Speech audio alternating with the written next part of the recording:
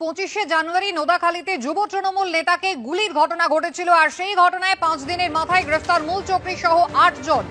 Shoot আউটের 5 দিনের মাথায় মূল চক্রী সহ 8 জনকে পুলিশ গ্রেফতার করলো। পুলিশের জালে মূল চক্রী সুবোধ ওরফে রবীন্দ্রনাথ নস্কর নোদাখালীতে গুলিবিদ্ধ হয়েছিলেন 25শে জানুয়ারি যুব তৃণমূল নেতা। ব্যবসায়িক শত্রুতার জেরেই খুনের চেষ্টা পুলিশের পক্ষ থেকে, এমনটাই দাবি। আমরা যেটা পেয়েছি যে এখানে যেটা সুবোধ বলে যে আছে, ওর এলিয়াস, ওর নাম হচ্ছে রবীন্দ্রনাথ নস্কর এলিয়াস সুবোধ। এর সঙ্গে একটা যে ব্যবসায়িক শত্রুতা আমরা বলতে পারি, একটা টাকা পয়সা জনিত শত্রুতা, সেইটার কারণে হি actually hatched up the plot and got it executed through যে মূল আসামি, সে হচ্ছে শোভরাজ কাজী এলিয়াস রাজ। তো এও একজন রিপুটেড ক্রিমিনাল।